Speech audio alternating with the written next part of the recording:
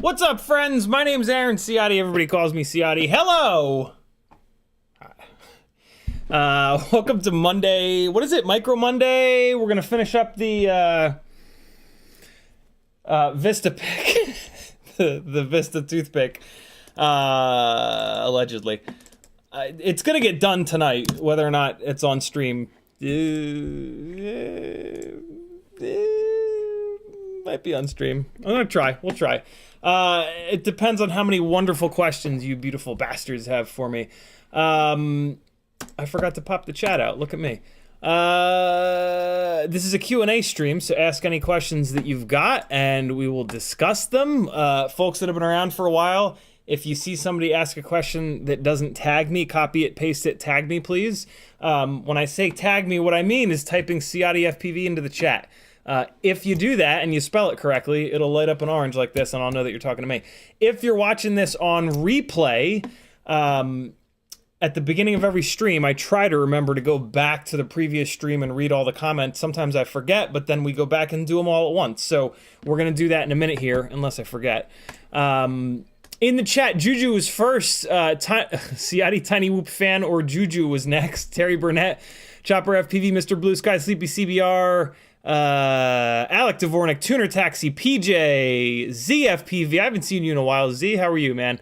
Northern Tier, Ethan W, Kenny Kobe, Cameron, A Cable, Marcel Off Axis, Dingles, Fun Per Volt, Tuner Taxi again, Frank Nicholas, Rob Axelson, Gaming for Days, Fun Per Volt, William Loesch, Rob Axelson, Alec Dvornik, Danzo the Terrible, Michael D, Four Little Pigs. If you want me to read your name, you got to get in early. Say something. We're also going to do mailbag. I forgot to put that in the title of the stream. We Bleed FPV sent you guys a whole bunch of stuff. Every other Monday, this is not one of those Mondays, I do giveaways. Companies that don't necessarily sponsor me, but like what I do, and you know, I talk to privately, will sometimes send some extra stuff when I do an order. And like sometimes I'll mention to them like, hey, if you want, you can sponsor a giveaway. Sometimes, like We Bleed FPV in this case, they just kind of did this, which is even cooler. Yeah, they sent me a bunch of extra stuff, which is going to be in the giveaways for you guys, and we're going to take a look at that stuff in a little bit here. There's your little sneak peek of what one of the things is that We Bleed FPV sent. This is my full-time job. If you have a couple extra dollars a month, I would love to see you on my Patreon. There's a ton of benefits. It is well worth 10 cents a day. Or you can spend some more money and get in on the every other week giveaways. $5 tier enters you every other Monday to win Tiny Whoop and Toothpick parts. $10 a month tier is 3-inch micro brushless and Cinewhoop parts. $20 a month tier is 5-inch parts.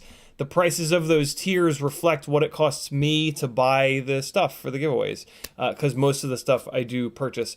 And then if you're addicted to gambling and you want to get in on everything, there's a $30 a month tier that puts you into all three of those giveaways. And I'm going to start using that tier to put you into the fourth giveaway. There's a fourth giveaway for Super Chat and PayPal, which I explain on those giveaway streams. So yeah, another little added perk of the $30 tier is going to be to get entered into those to that fourth giveaway. So you'll literally get put into 8 giveaways a month. Over on CiottiFPV.com, there's a link to my Patreon and a bunch of other links, whole bunch of affiliate links. When you're ordering stuff online, think about your starving creator friends. And if, you know, you're doing an order on like Amazon or FPV Cycle or Get FPV or a bunch of other spots, you can head on over to CiottiFPV.com, click the affiliate link before you check out, and that's all you have to do. It doesn't affect anything. We just get free money, and we use it to keep creating content for you to watch here on YouTube. So do it. It helps us out a ton. If you don't use mine, use somebody else's, but try to remember that when you're ordering stuff online. Like, hey, is this a website that has an affiliate program? Is there another website that has an affiliate program that has the same stuff? You know how it is. There's also an Etsy store with a whole bunch of really fun stickers, and I'm doing sticker packs. Over on Etsy, all of these stickers are individually available, but I do have a little sticker pack coming. Look, it's Clam Man! 諦めんなよ諦めんなお前どうしてそこでやめるんだそこでもう少し頑張ってみろよダメダメダメやめ諦めたら周りのこと思えよ応援してる人たちのこと思ってみろってあともうちょっとのところなんだから俺だってこのマイナス10度のところしじみが取れるって頑張ってんだよ絶対やってみろ必ず目標達成できるだからこそネバーギブアップ Clamman is our official, unofficial sponsor for when we're working on micro builds for the 50th hour and the goddamn standoff still won't line up properly with the spacers, or you have to file yet another thing, or you have to use a 5x loop to do the soldering because it's too effing small, because why did we pick this up? Lots of cool stickers. Kill All Carbon for all you car fans. This is a ripoff of Kill All Tires from Hoonigan. Yeah, bunch of cool stickers over on Etsy. Buy yourself something nice. Or just send some money directly, if you're into that kind of thing, over on PayPal. $10 will get you a little sticker pack. You're going to get these are not up on, well, some of these are, but not all of these are up. Actually, none of these are up on Etsy, come to think of it. The sticker packs are exclusive. This is a window cling. You can put it on the inside or the outside of a window. How about that for technology? You too could become the Micro King. And then my new logo in matte as a sticker and as a magnet. $10, PayPal me. There's a link over on CiottiFPV.com. I've got the goddamn stamps already on the envelopes. All I have to do is write your name down and you'll get stickers soon. And you'll be like 15 to 16% a better person for it. Hey, I got a bunch of random stuff for sale. Somebody buy something. This is the Cetus. This is the Betaflight Cetus, the 75. Two of the Cetus flight controllers, they're fine. A frame and all the rest of the stuff. Everything but the motors, basically, and two of the flight controllers. I'll sell these to you for like practically nothing. I've got three 2S 300 mAh batteries. Well, one of them is 300, the other two are 350, and they have little PH 2.0 connectors. You can replace those pretty easily. There's a set of motors in here. What are these? These are Betaflight 0803 19,500 kV motors. This stuff is all sale for I'll sell it to you for like pretty much shipping. Not exactly shipping. These are T-Motor F40 Pro 2 stators that I just can't throw away. These are 3 Cinewhoop ducts. These are 3 of the V4 FPV cycle Cinewhoop ducts. If you have, I'm sorry, Cinesplorer. If you have a Cinesplorer and you've bought the V4 ducts, do yourself a favor and buy these from me because you're gonna break one of them, and now you'll have 3 extras. These are just the low profile Cinesplorer ducts.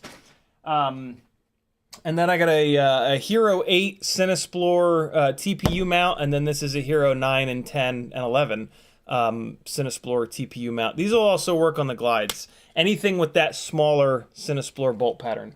I just can't throw this stuff out, so somebody give me like $3 and I'll ship it to you. I also have a 30x30 ESC that's starting to die if you push it really hard, but it'll fly totally fine if you don't push it really hard. I'm very close to throwing this out. I'm actually going to throw this out right now. If you want it, I'll dig it out of the garbage. It might be worth $3 to just be able to say that you made Ciotti dig in his garbage. That's always an option. I've just had this pile of stuff on my floor. It just needs to go away. If you want to talk directly to me, just type CiottiFPV in chat. PJ typed Hey Collective and CiottiFPV. A Cable says hello CiottiFPV and what's up Collective. Rob Axelson says hola beaches. Denzel the Terrible says let's get gangly up in here. Good to see you. Four Little Pig says, hey mate, watching on my 3-hour drive to work. Thanks for the videos. Jesus, that better not be a daily drive, Four Little Pigs. Good lord, 3-hour drive to work. Where are you driving? Oh god, YouTube just did the thing and the chat is filled with orange. Let's get caught up here. Gardo Rotor says, good evening. Hello to Gardo, hello to Kim. They're still recovering from their horrible Avata crash and refusal of disarming incident from weeks ago. Probably not, but they should be, because that shit's creepy. Mads Tech actually had the same thing happen, although even worse. His is inverting. It's pitching forward and inverting in midair when he turns it a little bit, and then refusing to disarm. Really scary stuff. I'm seeing and hearing this more and more and more and more with the Avata. It seems to be completely unstable. Like, if you have an Avata and you plan on flying it around people, please, please, please do not put it into manual mode. Do not put it into manual mode. You're going to hurt someone, and that's going to hurt all of us, especially those of us who are trying to work in the world of cinematic FPV. That's really why I have such a problem with it, because someone is for sure going to get hurt, and it's not going to be cool. Like, it falling out of the sky is bad enough. The refusal to disarm thing, like, that is horrifying. That is so, so, so, so bad. I just saw the other day that not a Nevada, but a naked GoPro, I think 2-inch Cinewhoop got hung up in a fashion model's hair, And yeah, if that happens with a rig that won't disarm, that's going to be a bloody mess, like for real blood. Like it's going to rip hair out of head, and that's going to bleed a lot. And yeah, like you're going to jail. Probably not, but yeah, real bad. Do not fly the Avata around people in manual mode. It is, yeah, that is just, oh God, so terrifying. Rob Axelson says, badass place to work, great vibe. Hey, thanks for that reminder, Rob. Yeah, that was one of the very first gigs that I actually got. I guess not. I guess now that I actually look at the folder, there's a bunch of gigs before that. But that was an early on gig last year for Mike Will Made It, a pretty well-known producer here in Atlanta. In his new place that he opened up. And yeah, really fun little one take that we did. The reason I played that is that it's looking like I can maybe fly that spot again. Him and I had a little weird, I flew another gig for him at that spot, and I don't know, there was a misunderstanding of basically like that I was just going to hang out for hours while they got shit ready. And I was like, look, you give me a call time, and that's when the timer starts, and you're paying me from when that timer starts. And for some reason, there was a misunderstanding about that. I assume it's because he doesn't understand the film world. He's a music producer, and musicians love just kind of chilling and hanging out, right? And I mean, you know, we discussed it, and it was fine. But after that, I thought that I pissed him off, and we stopped talking. But I comment, he just had a big event there yesterday, actually it was. And so I thought I would kind of extend an olive branch and say like, hey man, so happy that it looks like the spot's blown up. Because I know he put a ton of time and effort and money into it. And I was like, hey, if you have another event like this, I would love to come on out and let's work together again. And he was like, oh my God, like I needed you out here last night. Thanks for getting in touch with me. I completely forgot, blah, blah, blah. He's a super busy guy, right? So I misread that, which was stupid. I shouldn't have, I should have reached out to him earlier than this, because what you guys just watched on the intro there, that's from 7/10 of 2021. So that's over a year ago. The second time we worked together was a few months after that. But yeah, like for the last year, I should have shot a message over. So, there's a little food for thought for you. If you're trying to get work and something weird happens, don't just assume that person's done with you. Maybe give it a minute, give it a couple of months, and then just reach back out and say like, hey, I would love to work together again. I should have done that. That was silly on my part. And it actually kind of reminds me that what I basically do is I make sure that I follow everybody that I work for on Instagram.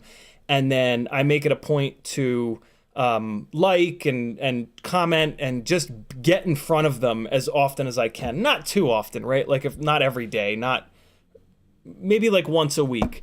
But basically, I don't go on Instagram much, but they'll just be in my feed, right? We follow people that are in our feed. When I see something from these folks, I'll make it a point to always like it, but then I'll also try to like drop a comment like, looks awesome, what a set, looks like a cool crew, and just stay in front of them. You know, like my logo on Instagram is CiottiFPV, so it's a hopefully recognizable thing. And that's worked pretty well for me. I get a decent amount of return business. It's been a little slow, admittedly, over the last couple of months, but yeah, I'm gonna take that up a notch now, I think, and just start messaging these guys and be like, hey, loved what we did, loved what you're doing, let's work together again.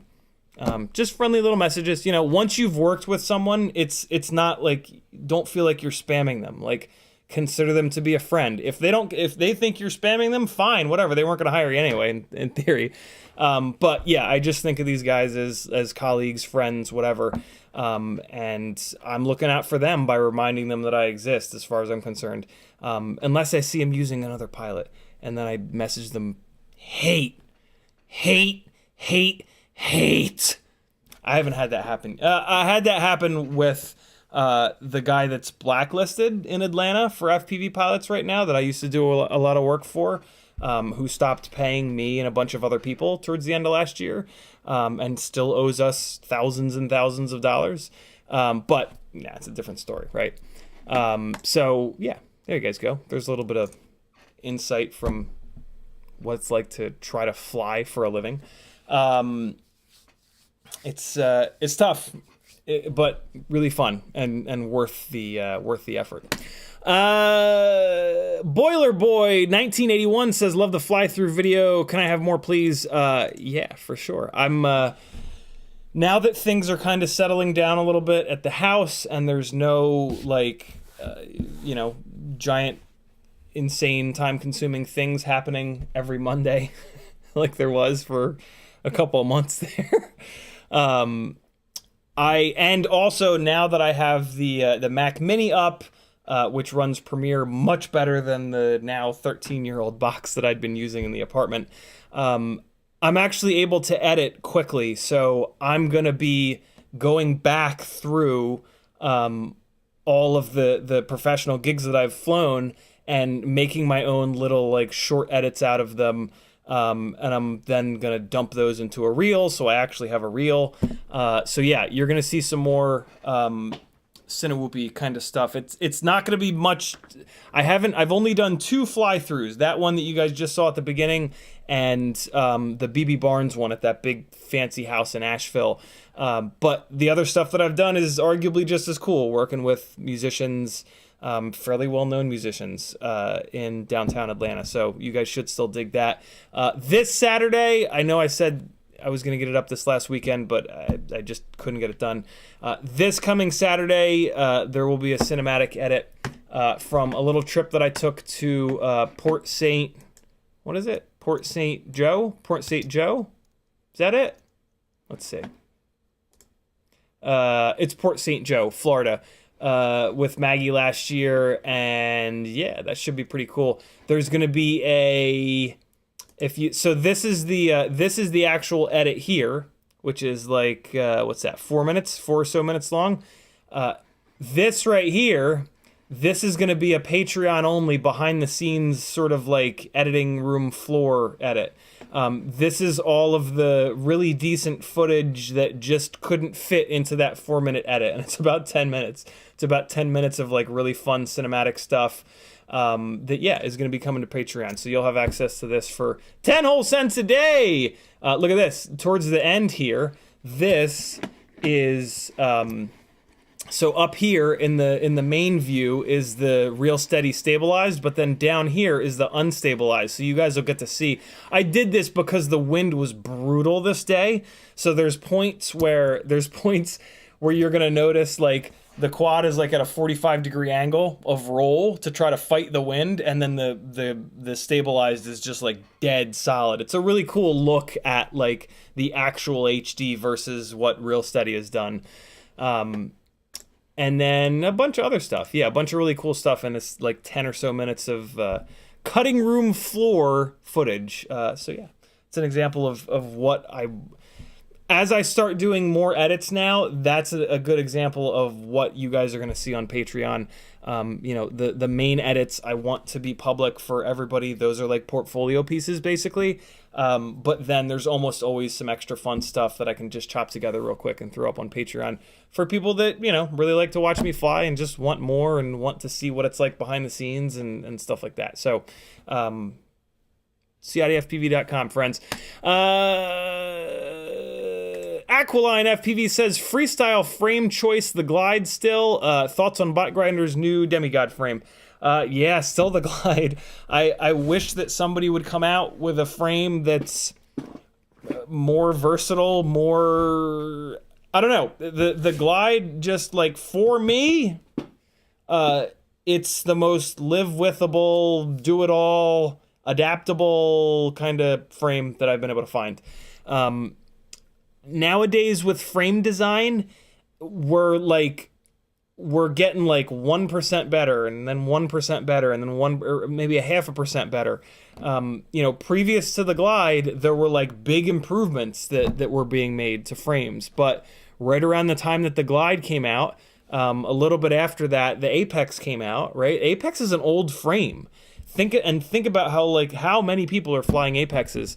Yeah, I mean, it's really like, I don't think that we're going to see frames get drastically better.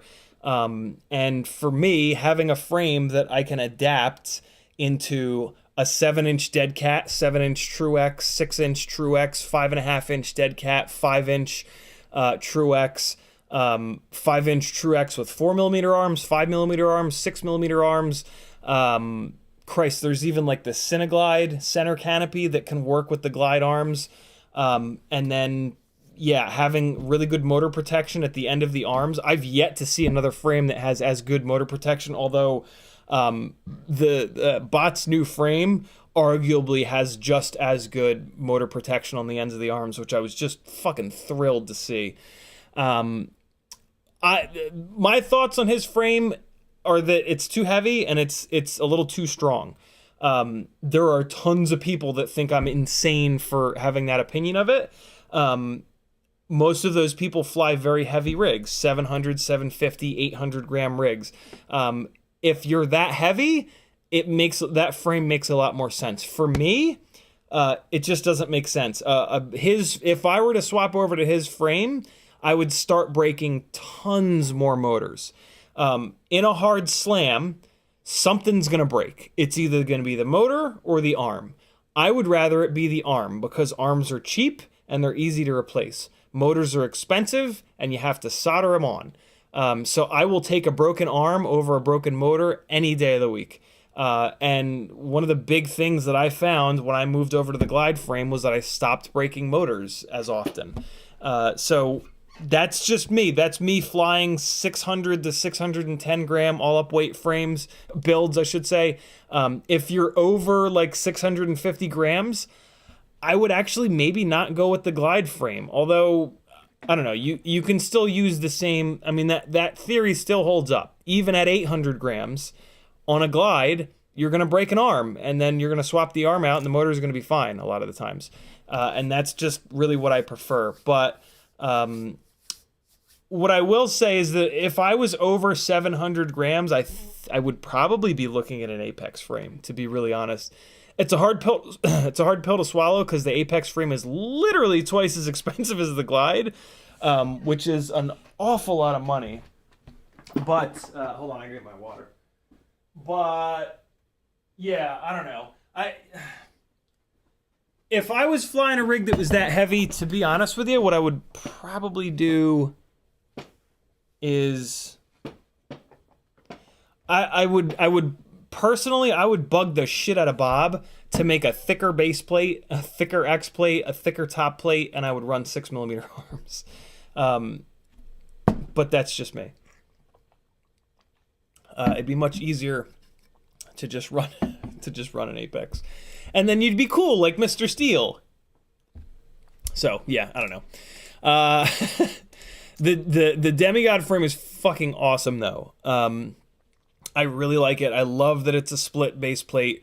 I was working on a 5-inch frame like 4 or 5 years ago, probably 4 years ago, and it was when there was only one split base plate. There was only one other split base plate frame that existed, and I was super excited because I busted my ass to get a split base plate frame made. Unfortunately, the company that I was making it with, Retorius, took a turn and changed ownership, and then the new owner was a douche, and then he ran the company into the ground, and that was that. But I'm so in love with the split base plate design. It's the only thing that I wish that the Glide had, although the Glide doesn't really need it because it does something different. It puts the flight controller up front so that you can slam the entire deck. It's sort of a different philosophy. So yeah, that's just a little bit of a shift. And to be honest, I really love the ability to run the Glide on 15mm standoffs with the flight controller up front, 30x30 ESC in the middle, and then your video and receiver package in the rear. It's a lot harder to do it. I mean, it's kind of impossible to do it on a Vista, although you can do it at 16mm. You can build a 16mm standoff height Glide with Vista and HD. We'll see with the new HD systems, there might be a chance to do a 15mm glide again. It kind of depends on it depends on the camera. The camera is almost always the tallest point, and the smallest DJI camera, the Nebula Pro Nano, is just a little bit too tall. Which is why it requires a 16mm standoff. 16mm standoffs are very hard to find. The only ones that I've been able to find are very heavy. So to do an HD glide, you might as well go to a 20mm standoff because you can get the regular knurled ones and they're lighter than the 16s. But Michael D is going to sleep. Got to be up at 4:30. Check out the stream tomorrow. Have a good night. CiottiFPV and Collective. Hey, let's get caught up. I have the previous live stream that I forgot to go over yesterday on. So this was Finish Shit Friday, where I was supposed to finish the Vistapick. Quadbod says, don't trust in renaming the stream. Simply I didn't or not where appropriate. Friday becomes didn't finish shit Friday. Not building Ultimate Freestyle Tiny Whoop on the 14th. Also, when are we going to get another stream on Tiny Wop Proops, Mr. Spooner? Those are inside jokes from that stream. You'll have to watch the stream to get those. What's up, Ciotti and Collective? Glad to hear your stage is okay. The Avada has some desync issues when turning too sharply and crashing, and stay safe. Synthetic OG says, hey dude, well, I really agree with you on this stance. This is a really important comment. While I agree with you on your stance on Armaton, the Odinata, which we were talking about on this stream, it's their new little 1.6 inch like Bobito basically, is actually pretty good. Crafted Quads designed that, and Armatan picked it up from him to do the frames. By do, he means cut the frames. His newest is made for 2S and HD. Shenduran's has frames cut. I had one of each that I'm building. I have a problem with frames that Armatan designs because the owner of Armatan refuses to admit that the directionality of carbon fiber makes a huge difference, which it absolutely does. That is unquestionable. Armatan does a good job cutting carbon, though, as long as the frame designer tells them what they need to orient it, and as long as Chris is willing to listen to them. So yeah, folks that have designed frames that are then having Armatan cut them, thumbs up. Frames that are designed by Armatan, thumbs down, because the carbon fiber weave has a 50% chance of being in the wrong direction, and that is a total like deal breaker. Like frames where the carbon fiber is not going the length of the arms are garbage. Like the arms are going to be wobbly, noodly pieces of garbage that just break and bend and perform horribly. So yeah, thank you, Synthetic OG, for calling that out. That's super important. Bambi Takes Flight says, sorry I missed you tonight. 1507 chat made me laugh. I have a few sets of RC1207s, originally on Beta FPV, Beta 85 Cinebuild. Jesus, my mouth. They got so hot, never burned out though. Didn't even feel the weight of a GoPro. Put a set on a toothpick, and it flew straight into the stratosphere. Is there any ESC Betaflight settings I could change to help keep them a bit cooler? Not really. A motor that's really tall and not wide enough to be enough of a heat sink and be in the moving air enough to cool off. I mean, like the only thing you could change in Betaflight would be a motor limit and just have a less powerful rig, at which point you might as well put a smaller motor on there and you'll have a lighter weight rig that crashes better. So technically, yes, you can just motor limit them down and they'll have less power to make heat with, but that doesn't make much sense, right? Because you're just dragging around a bunch of extra weight. But that's a great question, Bambi Takes Flight. Quadbot says, I missed the chat about decks. I use marine varnish on mine. It's okay as long as people don't stomp on it on their dirty boots. Not into cocking, though. Jamming greasy cord into the crack with a chisel, no thank you. You can get gunk in a tube, but that might get messy fast. I would want it totally airtight anyway, or are we all just talking about something else entirely? Search for chat. Somebody say what to search for the inside joke on that. It's worth it. It's one of the best things on YouTube. And then Robert Rosser with the last comment, he says, cool shots of the basement and holes in the wall. Thank you, brother. Really quickly, I'm going to go to my channel and take a quick look at yesterday's stream to make sure there's no comments. I didn't see it. Oh, I did. A Cable says, I also have a set of those Emax red bottom motors you talked about. I used them once or twice. And then Momo Slappy says, my nostalgia rig is still on Betaflight 3.2, I think. Definitely 3 point something. Yeah, we were talking about nostalgia rigs yesterday. I actually meant to play footage on the opening of this live stream from my nostalgia rig. I flew it the other day, but I forgot. Because that's what I do. I forget shit. But maybe I'll remember at the end of the stream. I'm going to put the window right here so that potentially I'll remember to click on it. Glenn Burnett says, Hola Collective and Senior Gangles. Sketch PV rather says, good luck with that Vistapick. My TP3 Vistapick was by far my hardest build in all aspects, layout, assembly, and tuning. Yeah, Sketch, this has been an extremely challenging build. The getting everything to fit is a real son of a bitch.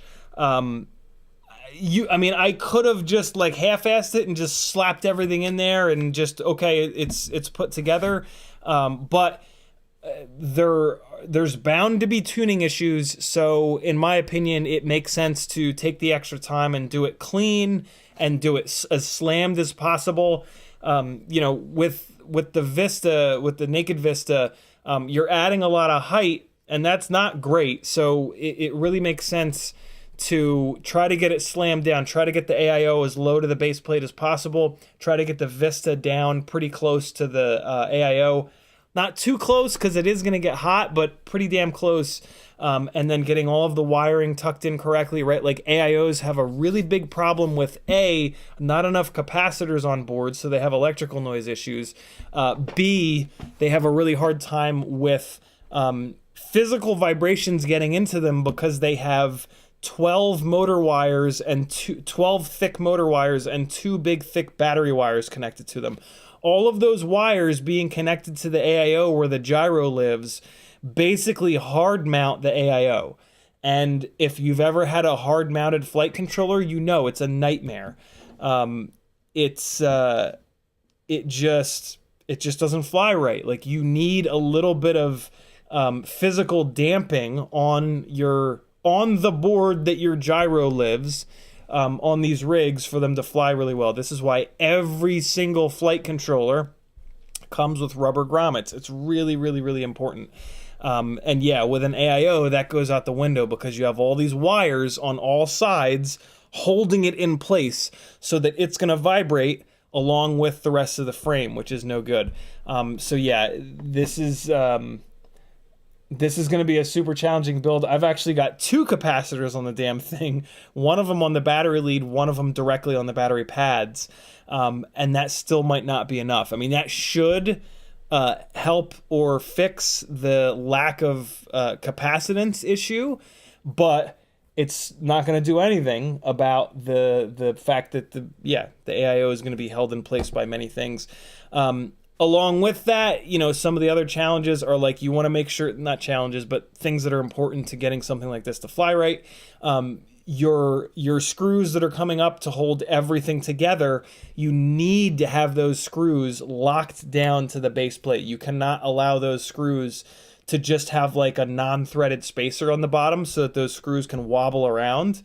Those screws need to come up through the base plate and then have some kind of like an M2 nylock or a 2mm newbie drone anodized spacer, something to make each one of those screws nice and strong, not only to hold the flight controller, the AIO in place, but also because when you crash inverted and the camera hits, it's going to put all of the energy into those stack screws. So if they're in there wobbling around, you could have your electronic components hitting each other and just exploding. Yeah. You also want to put motors that are nice and smooth running on there. You don't want big, nasty, notchy motors. And then, yeah, just wire management is going to be a big deal.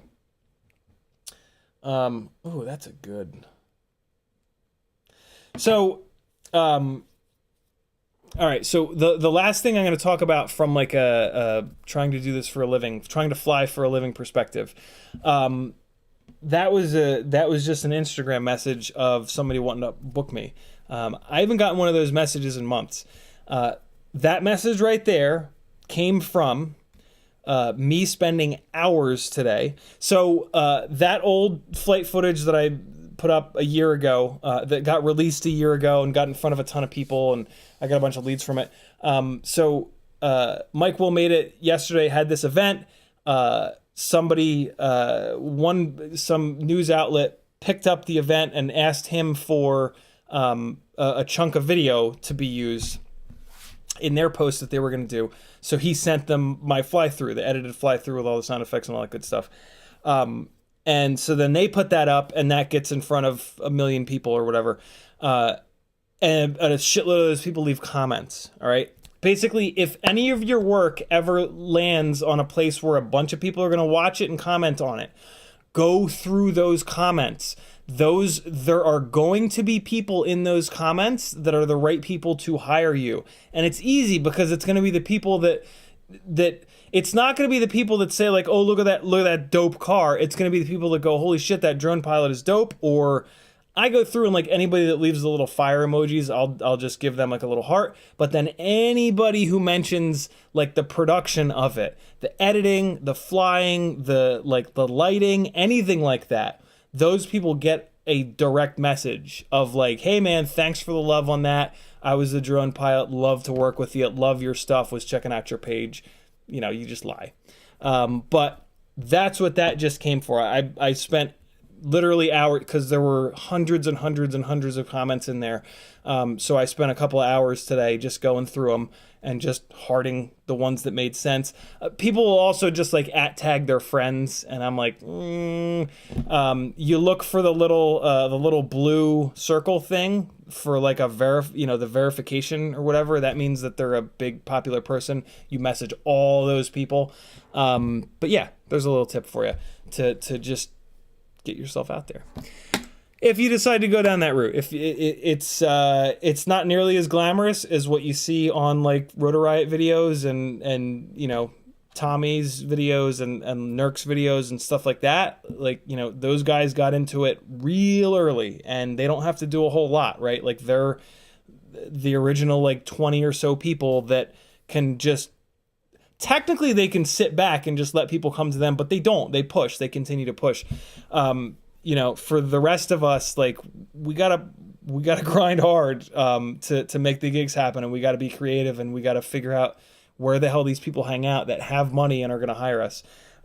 It's a lot, and it's demoralizing, but hey, that's freelance life. You gotta be willing to do that. So those of you that have done freelance stuff, you'll get it. If you haven't done freelance stuff, it's gonna be a shock, and you just have to be stubborn enough to mash through it. There's going to be months where you get nothing, and then there's going to be hopefully months where you get a bunch. Stubbornness helps. And you also got to kind of have a good chunk of self-confidence, which I struggle with, but I have people in my life that, like you guys, that help me out with that a lot, and for that I thank you. I live with the person that does the best job of that, though, admittedly, and I'm a very lucky guy for that. So, Ciotti Tiny Whoop fan or Juju says, "What do you think about the 915 megahertz ELRS Mobula 6?" The ELRS 915 has gotten almost no love. I don't really know much about it, but I don't hear anything about it, and it's because it's just getting no love. So I've stayed away from it. Technically speaking, it should have more range than 2.4, but with a Tiny Whoop, what are you going to do with that range? Tiny Whoops go 4 miles an hour.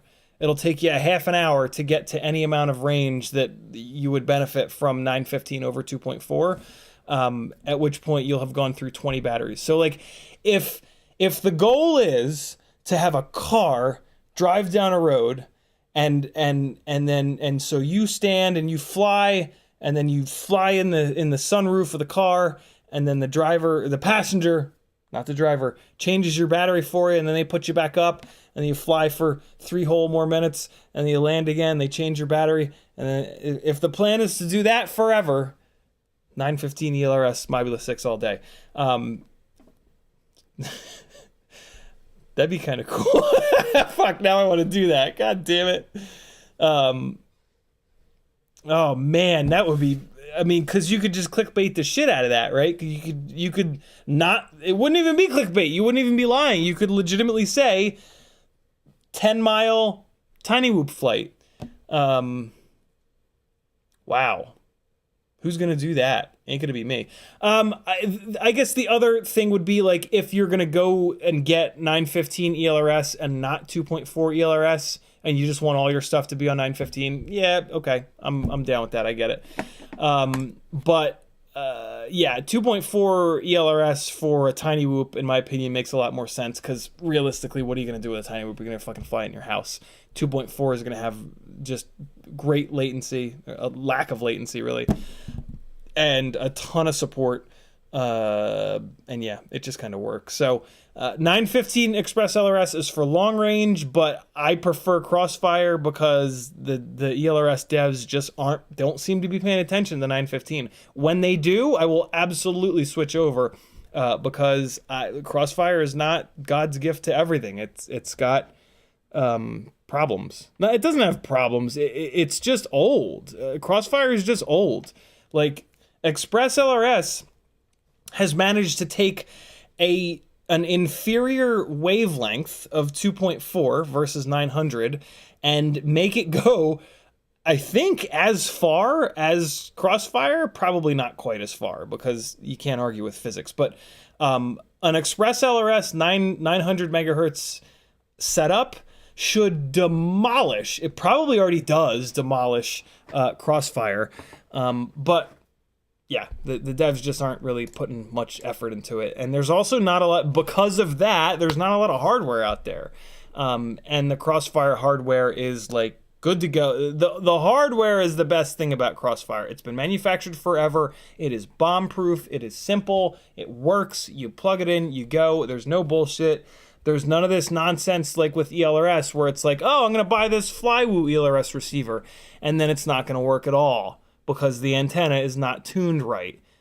Kill me, right? Like, that is unacceptable. And like for anybody that's going to try to do this for a living, that is scary and like kind of unacceptable. So every, other than EVA FPV, every single professional pilot that I know of is on Crossfire.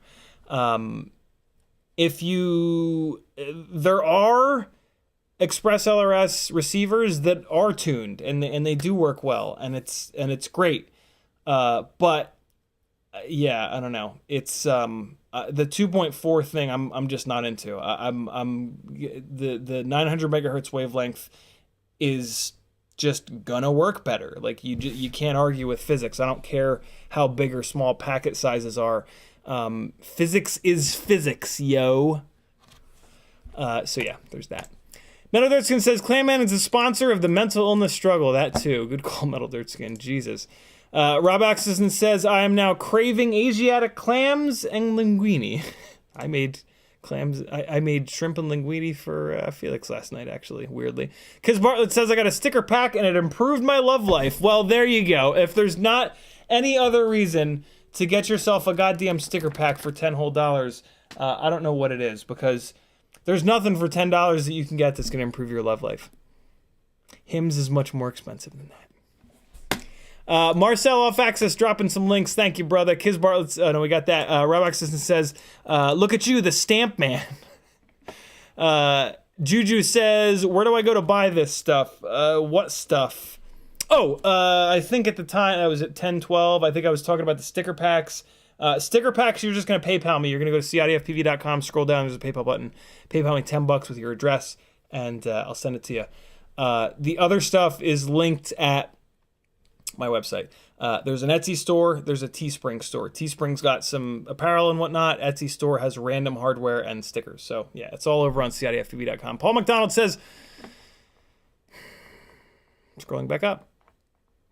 Come on, YouTube. You're killing me with this, with the chat thing. Every single live stream, it bites me in the ass. Paul McDonald says, I'm starting to agree. I have two dead RunCam 5s now, but I think I have ID'd the issue. The ribbon cable gets crushed in impact due to no protection, trying to prevent RunCam to sell it solo. Interesting. Rob Axelson says, 30 by 30 ESC, I'm your Huckleberry. I don't know what that means, Rob. Alec Dvornik with a $10 super chat. Thank you, homie. He says, Cinesplore ducts, please. Which ones, Alec? Shoot me a message somewhere. All my contact info is also up on the website. Alec, shoot me a message wherever you want and just tell me what you want and I'll mail it to you. First Square Drone says DJI Inverta.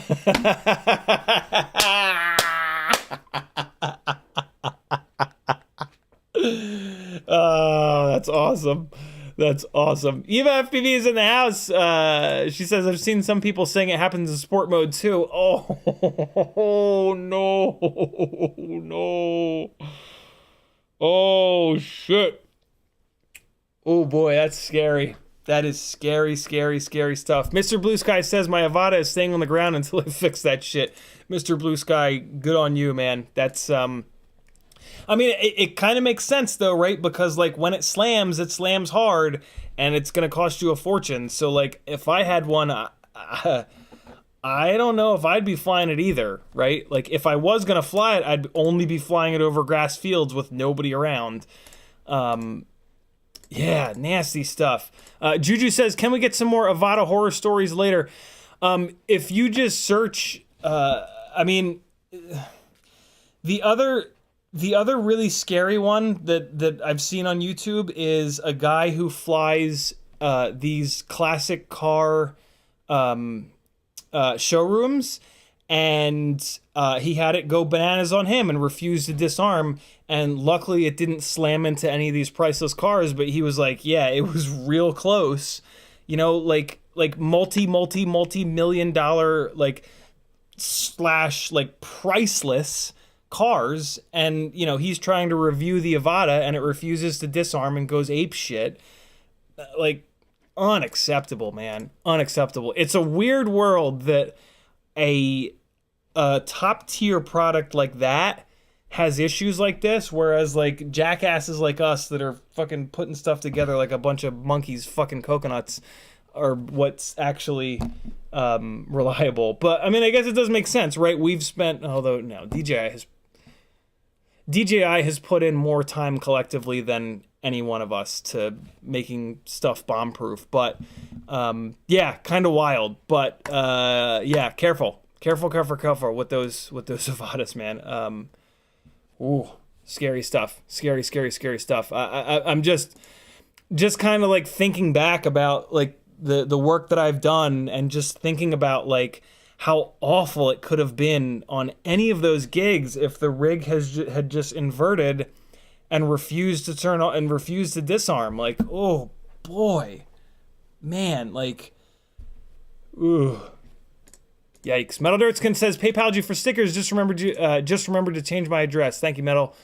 Very cool of you. I'm gonna put this right here to remind myself. We got mailbag coming up, but I want to get caught up on chat first. CMYK FPV is in the house. Dropping in from nowhere, Kansas. Have an awesome stream, my dude. I'm passing out. CMYK is on the move. He moved from Florida. He's on his way to California, and I guess he's in the middle of the drive in middle of nowhere, Kansas. He's probably asleep by now because I'm forever behind on chat. Denzel the Terrible says Apex is the most expensive frame. No, I don't think it's the most expensive, but it's up there. I have a really hard time paying more than like $60 for a frame because I know what it costs to cut carbon.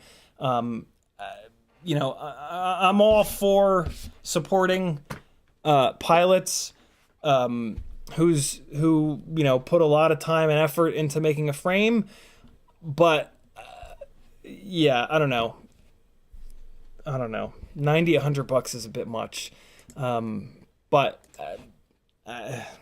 don't look up what it costs to cut carbon, and that'll help.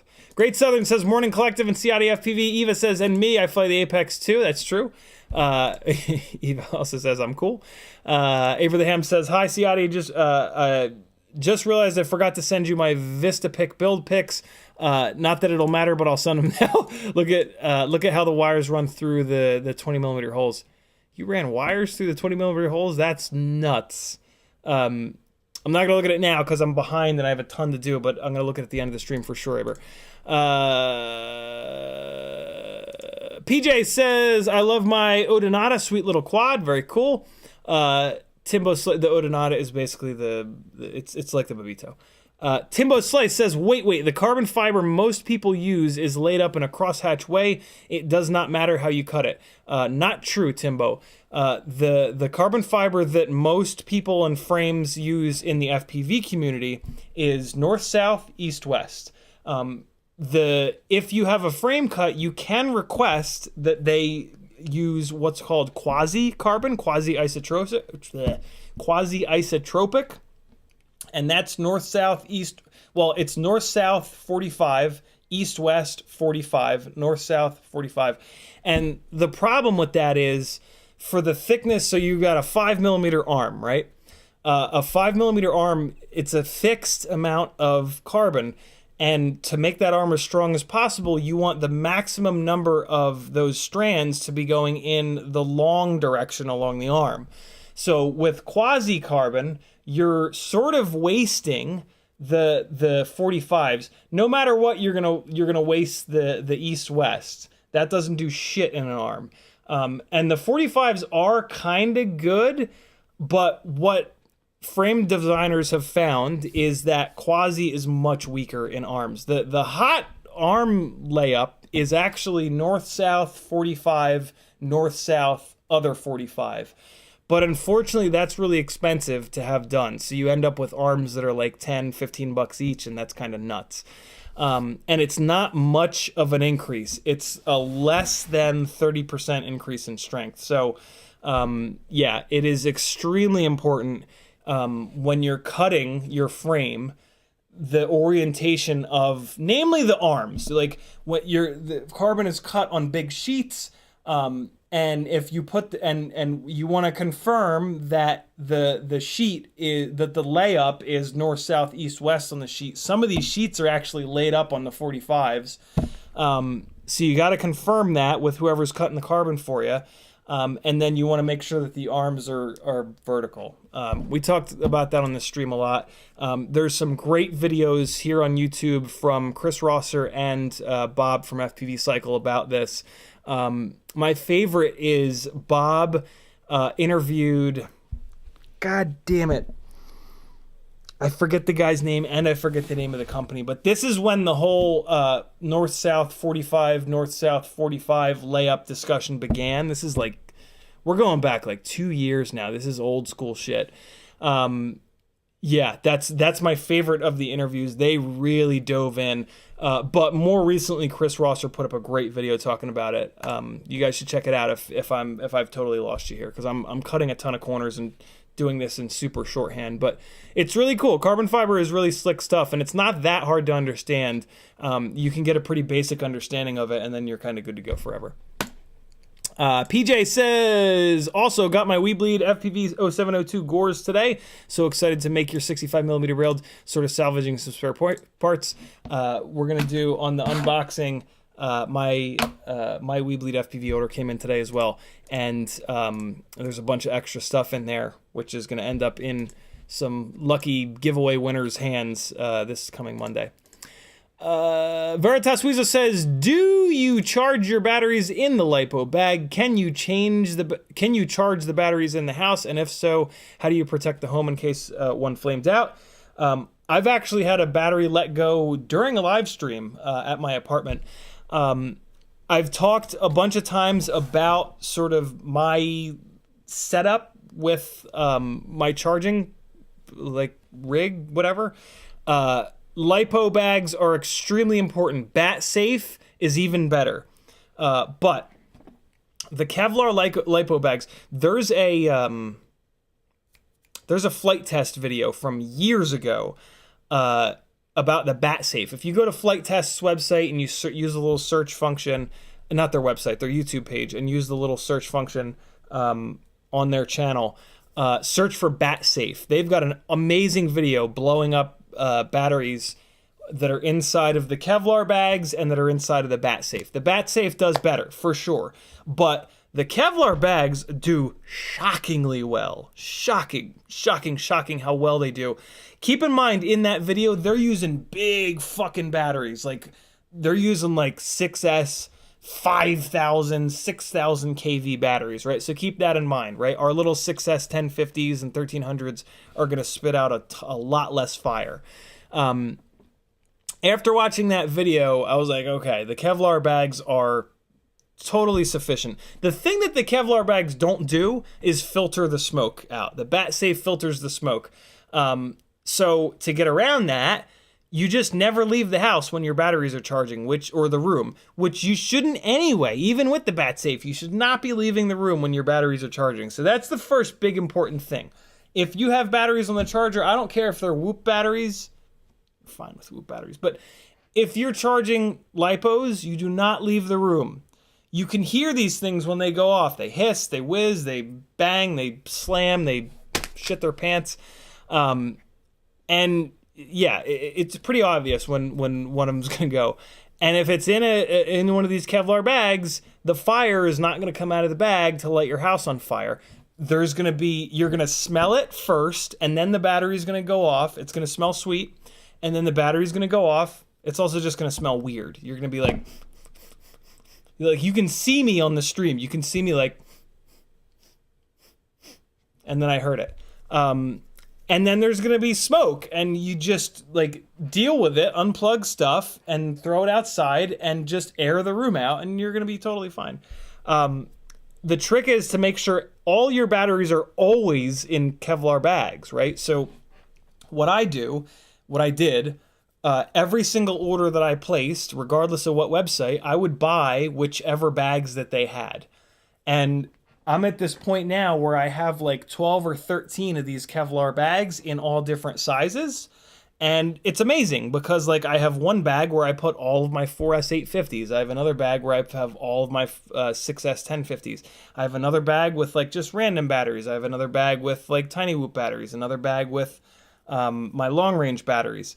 And so the batteries go from one Kevlar bag to the next, and then I have two big ones where I put my parallel charger inside the Kevlar bag. And then the other part of it is just like thinking about it. Like when you just look at your battery setup, you just think like, what if that battery goes off? What's it gonna do? All right, well, maybe it'll light that one on fire. All right, is there any wood around? Is there, right? Like, you just think, you just like look at it and just spend a little bit of time being like, what if? I also like the idea of a whole bunch of smaller bags, because if you have one big bag with all your batteries in it and one of the bigger batteries goes off, it might just chain reaction to all the other batteries. And like, if you have like 40 batteries go off in succession, the Kevlar bag ain't going to be able to handle that, and you're going to burn your shit down. So yeah, it's kind of important to have a bunch of smaller bags. Respect these batteries, guys. Like they don't shoot fire unless they're pretty much fully charged. So if you're doing what you should be doing and you've got all of your batteries at storage voltage, they're not going to shoot fire. They're just going to put smoke out. And some heat. And you really shouldn't, like, it hurts the batteries to have them fully charged, right? So don't leave them fully charged. Definitely don't leave them, unless you have to, fully charged overnight, right? Like, I'm going to go fly tomorrow. Oh, let me get ready now. All right, let me get everything other than my batteries ready, and then I'm going to wake up an hour beforehand, throw the batteries on the charger while I'm in the basement drinking coffee, eating cereal, whatever. It's a lot of kind of common sense stuff, but you also need to be disciplined with it. And I guess that's like the last missing puzzle piece, is that you can't slack off. Like, you can't buy all the bags and then one night like, oh, I'll be fine, because that's the night that your house burns down and kills everyone. So you have to have the discipline. You have to respect these things. The second that one of them goes off, you will have a respect for them, but they typically don't go off. Like, they're in the flight test video, and in Joshua's video as well, they both commented at one point, like, damn, you gotta like really, really mistreat these things to get them to blow up. And you do, or you smash them into walls at 80 miles an hour. which we do. So yeah, you have to respect them for sure, but it's a lot of sort of common sense stuff mixed with discipline. The discipline is the big thing in my opinion. But yeah, for me, the discipline comes from having a system in place, having 12 of these bags, having a little area where I do everything, having like like extending the wire on the parallel port on the parallel board so that it's easier to put it into the bag, because if it's a pain in the ass to put it into the bag every time, eventually I'm going to be like, fuck it, I don't feel like doing it this time, I'm just going to leave it over here on the carpet. Can't do that. You got to like make your life easier to aid in that discipline. Cool? It's important. Don't burn your house down. There have been not many, but there have been a bunch of people in this hobby that have burned their houses down from LiPo fires. It's absolutely worth $150 in Kevlar bags and a couple hours of your time of just looking at how you're going to do this. And I mean, there's all kinds of other amazing stuff you can do. Down the road here, there's a fireplace over here that I don't really plan on using. Down the road, once this wall gets painted and I pull this out, I got to get a couple power strips, but I also have to hang the mirror up that's over there in front of the fireplace. That fireplace is going to become my cleaning station. I'm going to clean it out really nice. I'm going to figure out a way to get power over to it. And then all my stuff still in the Kevlar bags, because why the hell not, is also going to be inside of that fireplace. Ammo cans are great from military surplus stores. Just take the rubber gasket out. You don't want a bomb. You don't want to, ammo cans have a really beefy seal on them. So take that rubber gasket out of the lid. It's real simple. And then it has airflow. So if it does go off, it doesn't, become a bomb. There's all kinds of crazier setups, like bags of sand over top of your setup, and then the flames light the bag on fire, and then sand falls down. There's a million things that you can do, but you got to do something, and you got to make it as easy as possible so that you don't slack off and not do it that one time. So there you go. Great question, Veritas. What battery charger do you recommend for tiny and Cinewhoops? Are there any chargers that protect against overcharge and flame out? Pretty much all of our chargers protect against overcharge and flame out. Like, especially if you're using them on the LiPo setting, all of our chargers are gonna not, like, you got to put them onto like nickel metal hydride mode at like 20 amps to really get these batteries to go bananas. Parallel boards are nasty. They can make a battery on the stream where the battery went, it was because it was on the parallel board. When you put batteries on a parallel board, you better be damn sure that there's not a dead cell on one of those batteries, because that will either light that battery up or it will kill the other batteries. And that's what happened on the stream, is that there was a dead cell on the battery, and I knew it. I didn't know it was dead. I knew that cell was suspect, and it started charging them, and that cell got too hot, and it vented. It was at they were at about 3.95 volts per cell, and there was no fire at all. They got to be like really charged up to create fire, or it just has to be a really big battery, but I don't have many of those. In terms of tiny whoop chargers, somebody in chat will drop it. I forget the name of it, but there's a new tiny whoop charger that's the one. I think it's made by Vifly. Cinewhoop charger, it's just going to be, an ISDT or a Hoda charger. FPV Know-It-All, Joshua's website, has a charger section, and that's what I go off of. Good questions, Veritas. Kevin Sumner says, I'm rebuilding my nostalgia rig right now. Catalyst Machine Works, massive boner on T-Motor 1507s. I had no effing clue what I was doing. Wow, that's a big rig for 1507s, isn't it? Oh, wait, no. The massive boner is a 3-inch rig. Okay, yeah. Yo. Build you a nostalgic rig. You guys are going to see some flight footage from my nostalgia rig. It's the very first 5-inch rig I ever built. Muttered Redskin says... Oh, Fly High's in here. What's up, homie? Hold on, let me make you a Fly, I'm making you a moderator. Don't do any moderation. I already have moderators for that. I just want your name to show up in blue, so it's easier for me to see it. Metanerdskin says, I have my Vistapick on the AOS TP, which has threaded standoffs through it. That and a stiffer frame might make a difference. Once I break this TP3, once I break all of the replacement arms that I have for this TP3, I think I have 2, I will be moving over to the AOS T3, or TP, whatever it's called. Abraham says, sorry, I didn't mean to blow up the text during your stream. I bridged my first AIO through the frame. New one has thin TPU guard under the board. Still hold the stack, and still hold the stack with 20mm M2 screws. Yeah, there you go. Not having those main screws move around is really important. EvaFPV that says that's a really good tip. I leave comments and hearts, but I need to start DMing those peeps when I see those. Denzilla says, I did 4 kilometers sitting in the passenger seat of the car this weekend. Isn't it fun, man? Hard as hell to fly from the passenger seat, but it's one of my favorite things to do. EvaFPV says, I was looking at ELRS 900 a bit more last night. From what I can tell, the firmware seems as solid as 2.4, but there's almost no hardware availability. Yeah, it's I don't get it. I don't get it. But someday. Tuner Taxi says, is it possible for an ELRS module to bind to a Crossfire receiver? I doubt it, but that's a really good question, Tuner Taxi. Here's the other thing that's keeping me off of ELRS 900. I will not go to Express LRS 900 until someone makes a dual band module. Because come the fuck on.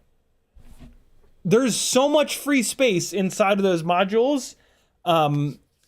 Yeah. Just come on now. This whole like removing your module from your transmitter all like over and over again is not good. Those pins and that setup, that's not a good setup. That's not a setup that, in my opinion, is gonna take 1,000, put it in and then take it out cycles. And so yeah. I'll go Express LRS 900 when somebody comes out with a dual band module and when there are good, solid, reliable receivers. Probably also when the firmware gets a little bit of love from the devs. But yeah, come on. The fact that nobody's done a dual band module yet is absolutely asinine. So let's get our shit together here. FPV community.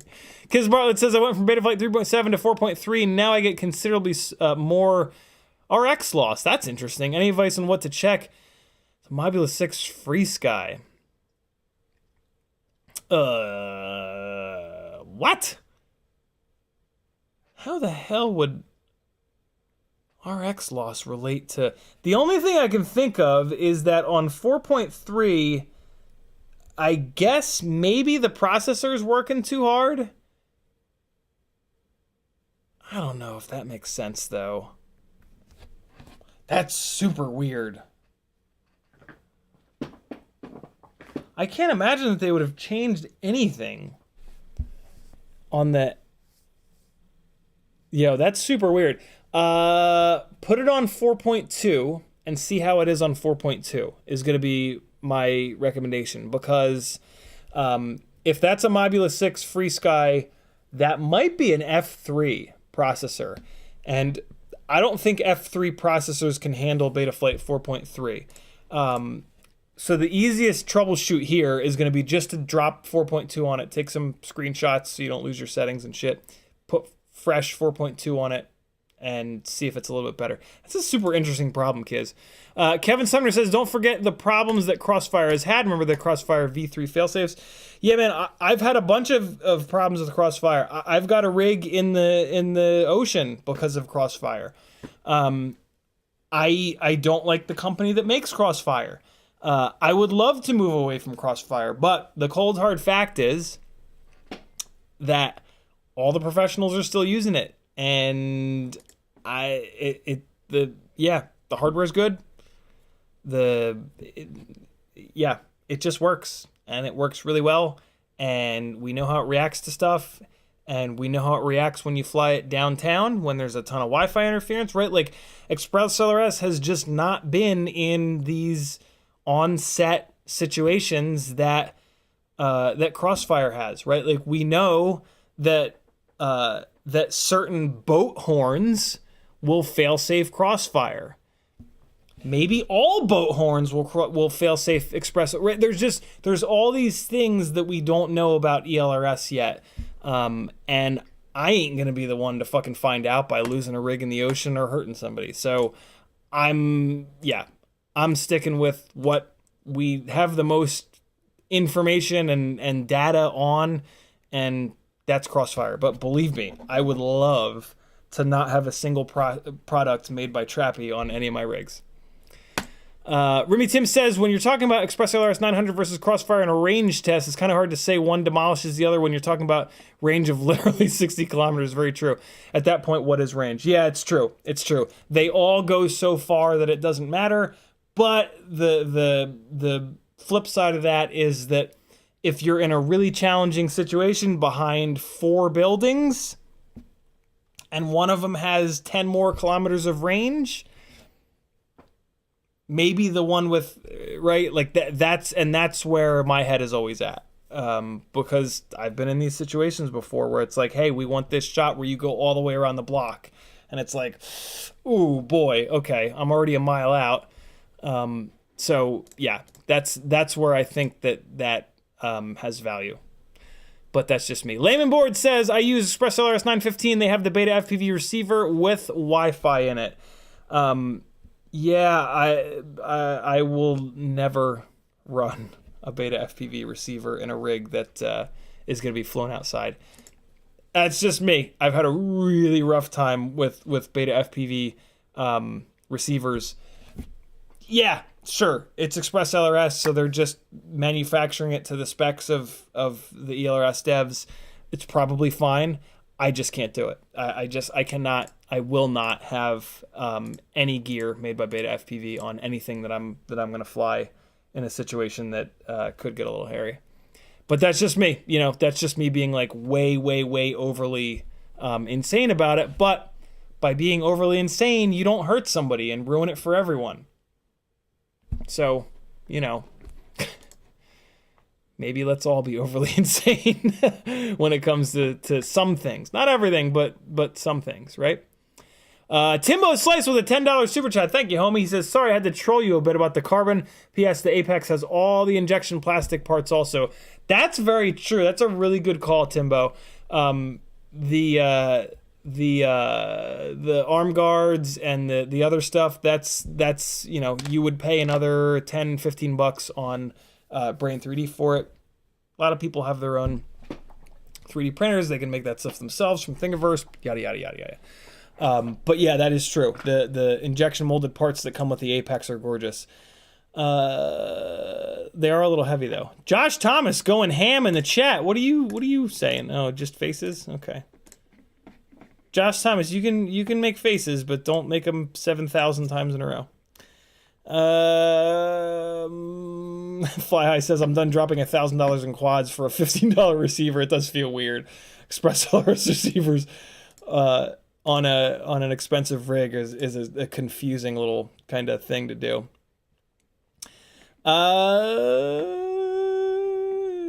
Layman Board says, also when I started with 915 ELRS, I just bought the FrSky 9MX and use Crossfire antenna. Yeah, you can use Crossfire antenna. Yeah, 900 will share that. That's cool. That'll work for sure. All right. Trying to find my spot. Man, my throat is killing me again. What is happening? I can't talk anymore. Chicken McFry. Putting some funny faces in here as well. Getting smacked down by Ruby Tim. Thanks again, Timbo Slice, for the super chat. I just scrolled past again. Abraham says, I used the damping grease you sent me on my 7-inch, and even though I haven't flown it yet, even just tapping the arms with my finger, it has a noticeably less twangy vibe to it. That, I never thought to do that. That's a really... I think I have it on all my stuff by now. That's a really good thought.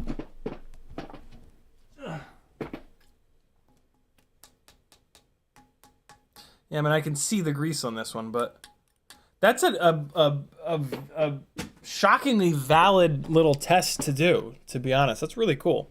I love that. McConnell Studios is in the house. He says, I use the exact same system. Posted a link to the Torval bag. McConnell Studios just did a amazing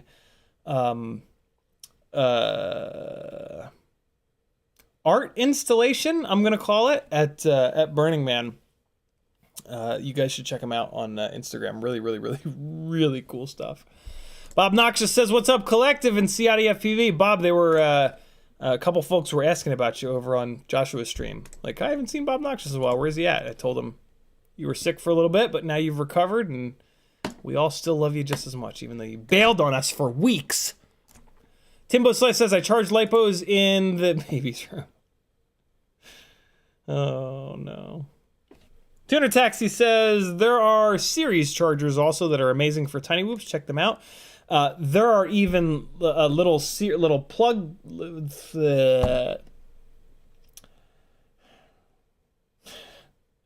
little octopus-looking motherfuckers that charge tiny whoop batteries in series, that are really cool. Yeah, lots of tiny whoop chargers, but that new one is the one that you want. No, not Vifly. Somebody, I'm sure, typed it in the chat. Whoopstor. WHOOPSTOR. That's apparently the one you want.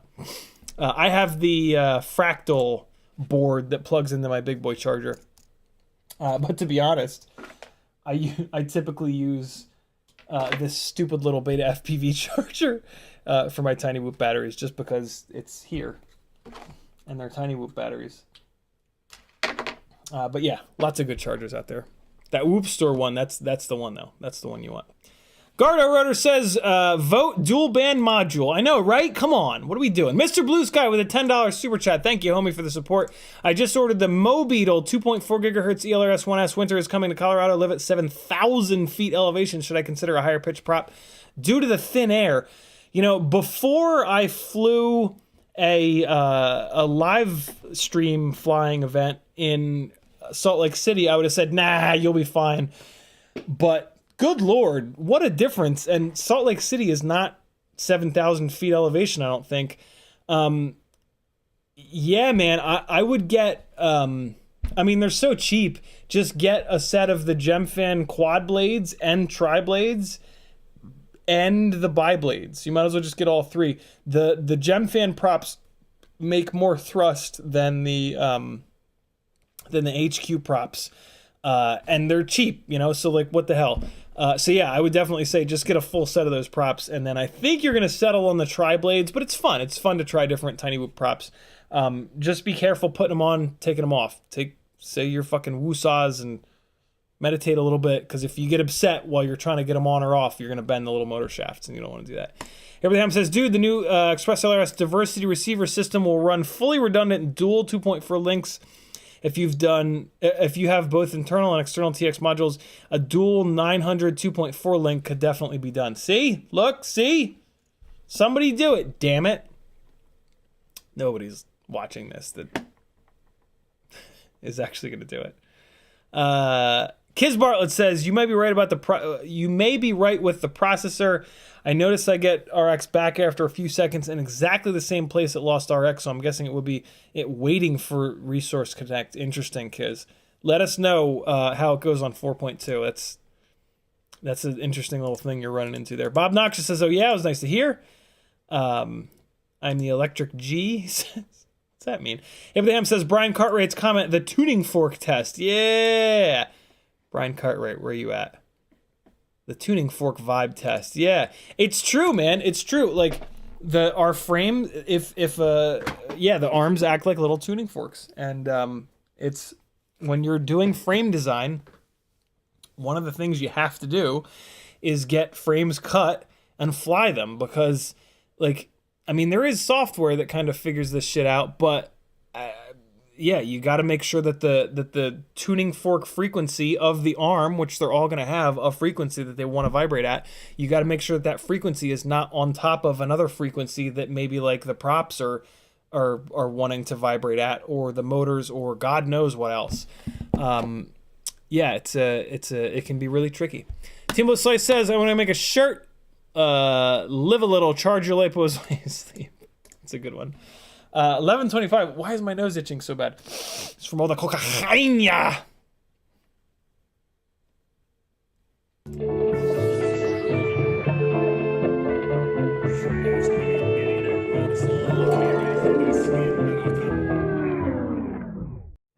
I stole that from Mighty Car Mods. They're the best car channel on YouTube. Go give them a like.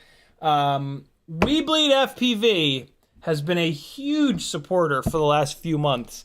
They did a gigantic super chat last week, I think it was, and that allowed me to hop on their website and buy a bunch of stuff, and then they threw in a whole bunch of extra stuff. Yeah. If you haven't ordered from We Bleed FPV yet, get your ass over there. Look, support the people that make the content that you watch. Straight up, like, it's just do it. Unless you hate them, then do whatever you want. I got a Meteor 65, regular Meteor 65 frame in transparent. I got an extra Cockroach 75 frame for the tiny lifters because I realized I don't have an extra one of these frames. And with how heavy the Insta360 Go 2 is, the frames will break. Eventually you will break these on the tiny lifters. So just a couple of extra spare frames, not super interesting there. They sent me a set of their BT 2.0 300 mAh batteries. For you guys, I already have a set of these. My We Bleed BT 2.0 300s are the first of the folded cell 300s that I got, and good lord, they have held up hysterically well. Usually tiny whoop batteries, like, you cycle them 10, 15, 20 times and they're kind of shot. The We Bleed batteries, they perform just as good as the Tattoo batteries that I got like months and months and months after them. And I want to say they perform as good as the brand new Tiny Whoop batteries. They're all the same batteries. They're all coming from the same place, admittedly. We Bleed says that they kind of cherry pick the best of the batteries. How true that is, I have no way of knowing. But good lord, I can't argue with the fact that those batteries have been through hell. Like, you guys have been watching me bang Cinewhoops off the walls for the last year.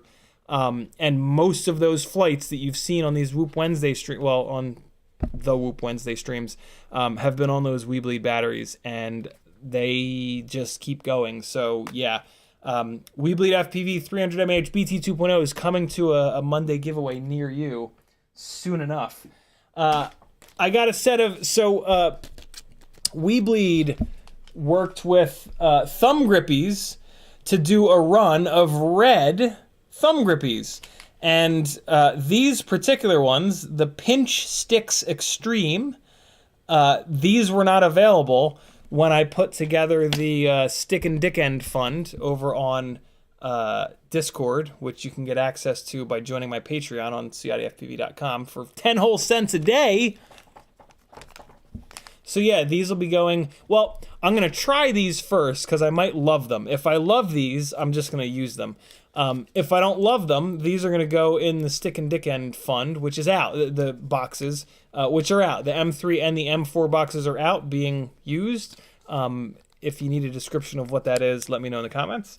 But yeah, red thumb grippies. Isn't that slick? The star of the show, though, for this order is the Gore Edition 0702 28,500 kV tiny whoop motor. I have two rigs right now with the tinywhoop.com 0702 30,000s.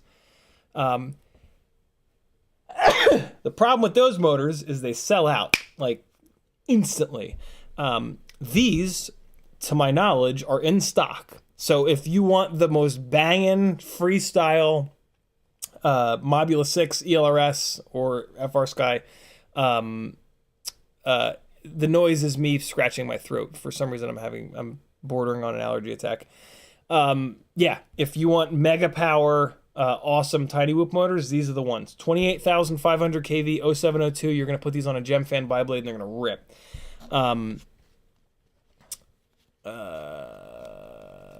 I was just gonna say something and it just completely left my brain. Yeah, maybe this Wednesday, maybe next Wednesday, I'm gonna be putting these Gore motors, probably this Wednesday, on one of those 2 tiny whoops, and we're gonna compare them to the 30,000s. And I can't wait.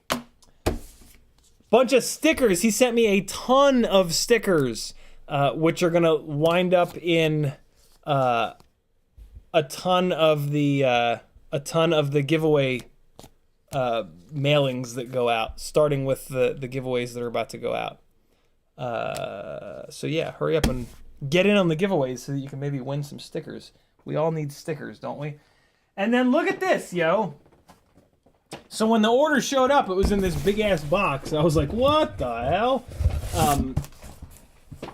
Weebleed sent another set of the Gore motors.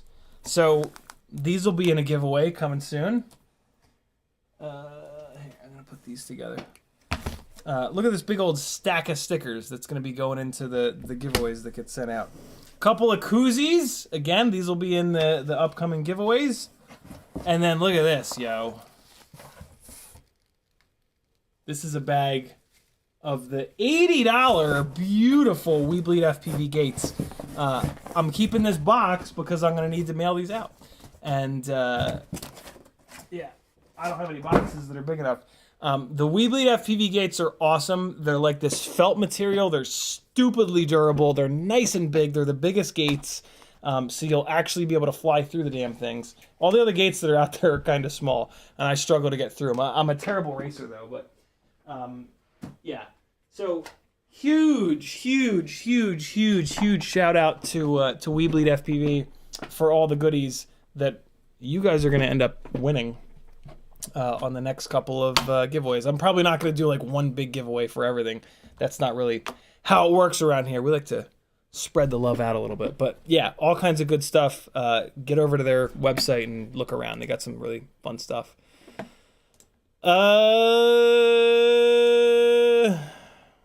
We get caught up on chat, and then we will not get any work done on this toothpick. I'm going to stay up late and get it done, because Patrick is coming to hang out tomorrow night, and he wants to fly it. So I'll make sure it's done. It'll be done by Wednesday, that's for sure. Eva FPV says, oh my god, if Radio Master made a TX16XS with ELRS 900 internal and at least 250 milliwatts, and then have my 1 watt 2.4 module in the bay, that would be a dream. When you guys were talking about that, I was kind of thinking about that. Like, some of these transmitters have Express LRS built in, and then I guess you can just get the module for the other band and pop it in there, and away you go. Steve E says, hey, in Salt Lake, so Steve E was at the Salt Lake City event that I was at. Super helpful. Let me borrow his smart controller when mine was acting up. Just helped me out a ton. It was super cool to have him there. Great to meet him too. In Salt Lake, 4,400 MSL. Air density averages negative 15%, 12 to 19. Tuning tips would be more blades, more pitch, and more PIDs. Yeah, it's true. So yeah, 4,400 rather than, what was Colorado? 7,000, somebody said earlier in the stream. It makes a big difference. Good Lord. I'm used to Charleston, which is at sea level, in some places below sea level. And here in Atlanta, we're roughly 1,000 feet. Yeah, going from 1,000 feet to 4,000 feet, I absolutely noticed a difference. I was really shocked at the difference. It just killed. Runtime went down. Just raw amount of power went. I mean, I felt it right away. Like, from the first thing I put up in the air, I was like, whoa! Like, I just had to use a much higher throttle value to cruise around. And yeah, I could not get over the difference in runtime. Wild. Kiz Bartlett says, have you seen that Liz, co-host of iGal, is going to sell 1S 300 mAh packs in PH 2.0 and BT 2.0? And? How do they put... What is it, left to right? Is one on the left, one's on the right? That's pretty cool. Hopefully they're folded cell. Kiz Bartlett says, Flycrafts is Liz's site. That's super awesome. I love that. Let me see if I can find that site on Google real quick. Look at that! FPV Crafts. Very cool. There you guys go. FPVcrafts.com. Get you some. Hit that website. Show them some love. They are great people. Liz and I forget his name. I'm the worst. They are awesome though, man. The fact that they do the iGow thing and continue to do it is just amazing. Super, super, super cool people. Look at them selling a bunch of immersion RC stuff. Okay. I love it. Denzel the Terrible says, I ordered some We Bleed thumb grippies because of you. Very cool, Denzel. Enjoy them. They're a really cool red, I must admit. In the pictures, they look like a good red. And yeah, they're a nice red. It might look cool on my white QX7 that has like the whole white and silver and red thing going. So yeah, we'll see. I'll let you know how I like them. Ooh, I just went into Horizon mode. I can only sit straight up now. Juju says, have school tomorrow, gotta go. Mr. Tiny Wop. I am the Tiny Wop. PJ says, the 31mm bi-blades, and are the shafts on these motors 1mm? They are. Yep. And yes, you want 31mm for a 65mm Tiny Whoop. 65 is the motor-to-motor distance. Abraham says, get you some Zyrtec and Flonase, homie. Zyrtec doesn't work for me. I'm on the Clarinex side of the allergy tree. And I don't use the nose sniffy things.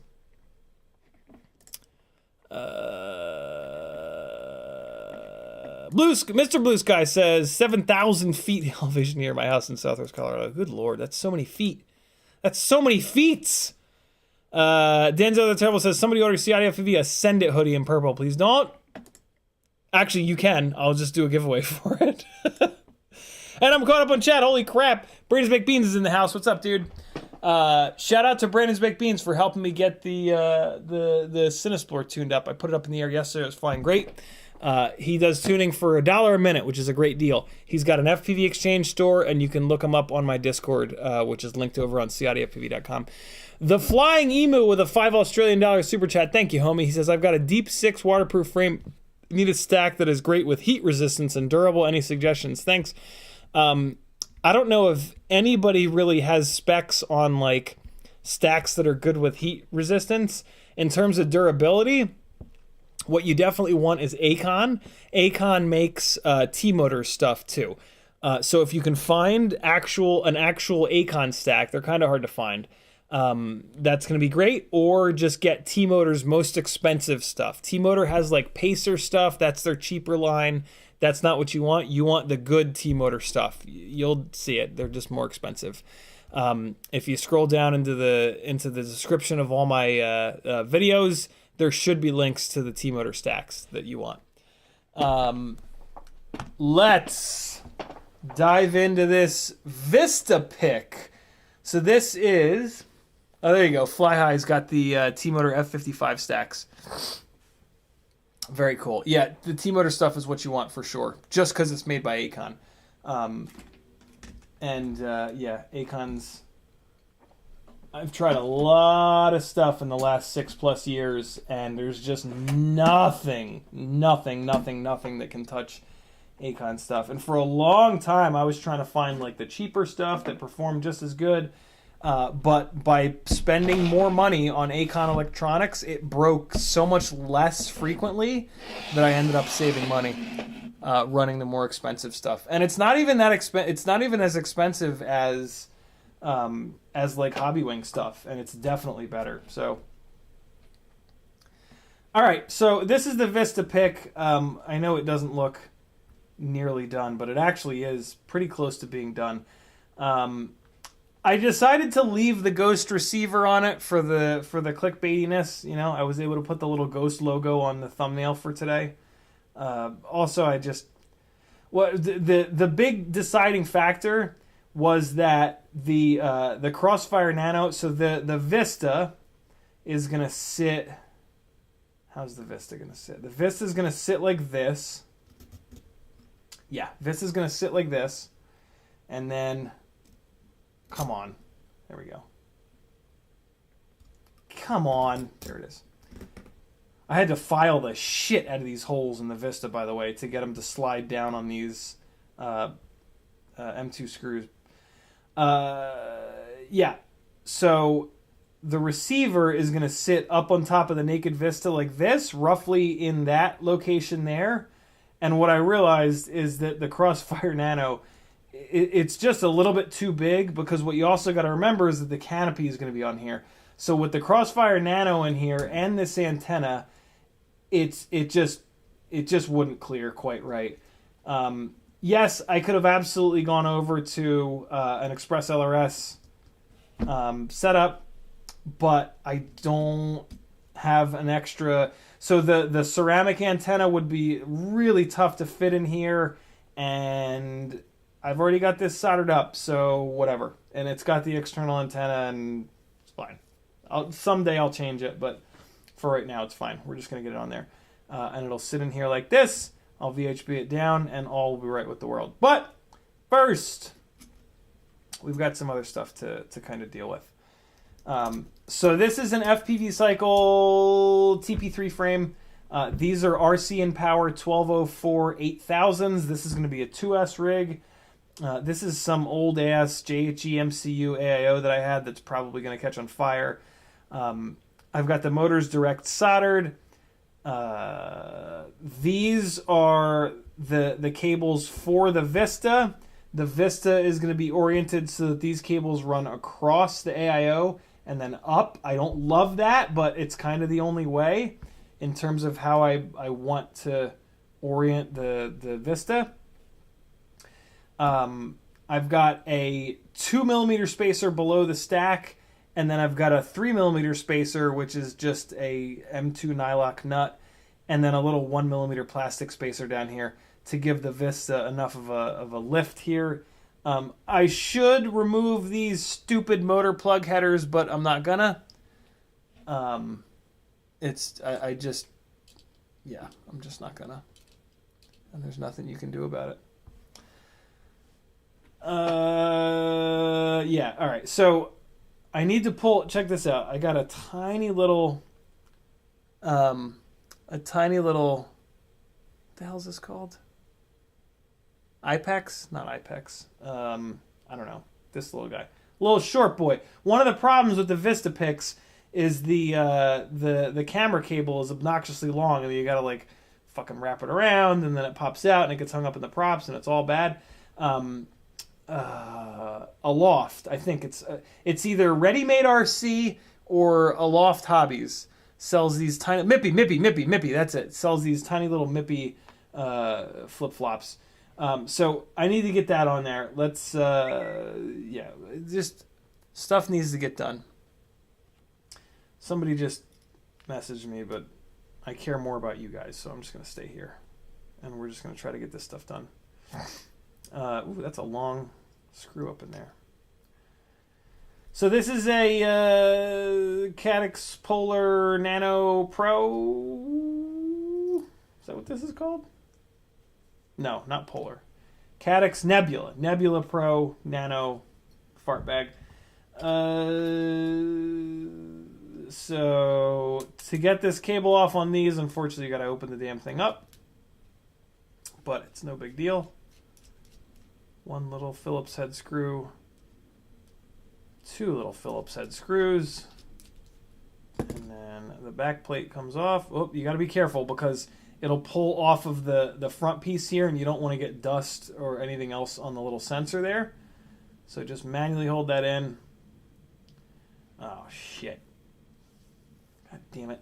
This is the thing that I really don't like about the Nebula Pro Nano. This is a slot that this cable is just on. So you can't get this out. You have to cut it. You have to cut the little slot open, which is just real dumb. It's just real dumb that they did this. Last time I tried to cut this, they use a really cheap metal for this back plate here, and the last time I tried to cut this, it ran basically, and it fucked up. So yeah, let's do this. We're gonna pull this off. And then I want to make sure that this is the right cable first. So let's kick this guy off, and then, because it doesn't look like it's the right one, but I think there's only one maybe cable. So I think it actually is. But let's take a look here.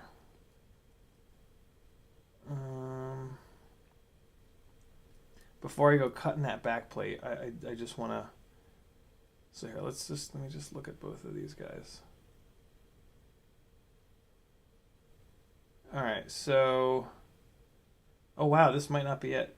This might not be the right one, or it might not like. It's definitely a different here. It's definitely a different little head on the little flip-flop. See it?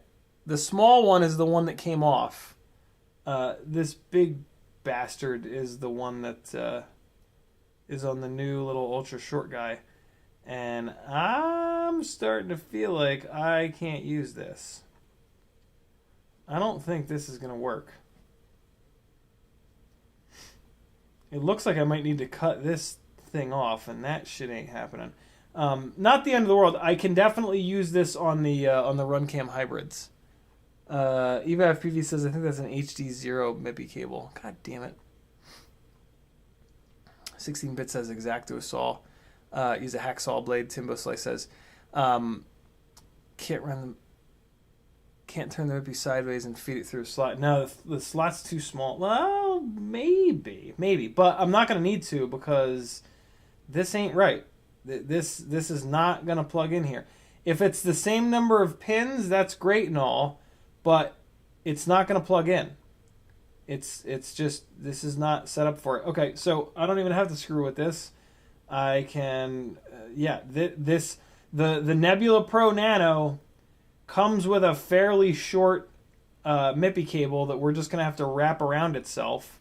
And, kind of is what it is. So I won't even need to explore a different way. So what I was getting at with the whole cutting the back plate thing is that if you have to cut the back plate, don't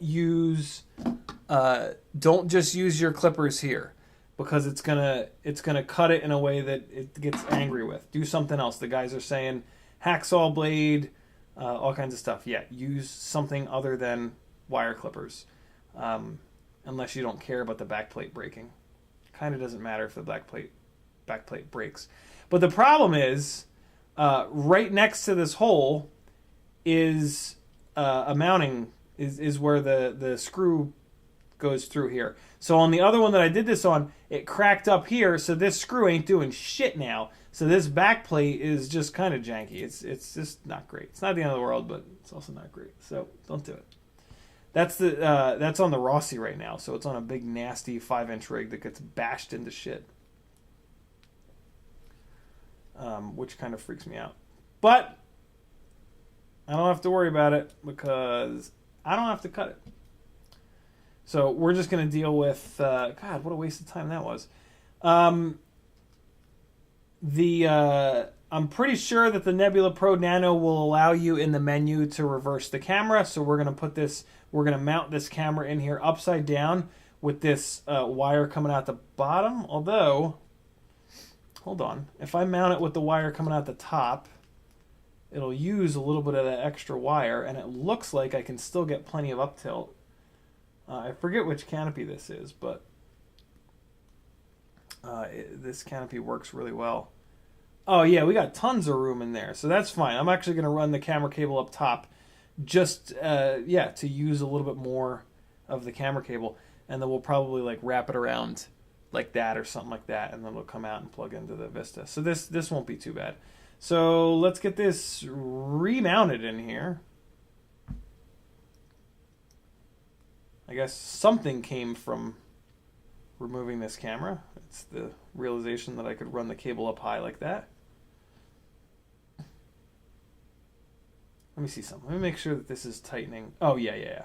These screws aren't too long. Okay, cool. So they're tightening into the into the plastic. Whenever you're mounting your camera, make sure that the screws aren't driving into the inside of the camera. Make sure that the screws, when you tighten them, are tightening against your camera mount. Because otherwise, yeah, your camera's going to wobble all around in there, and it's not going to be a good day for you. All right. There we go with that. That's nice and tight. Not paying much attention to the... God damn it, I really wanted to use this. Look how short and cute this is. I can probably use this in one of the rip squeaks. So, I shall hold on to this. Let's throw it over there.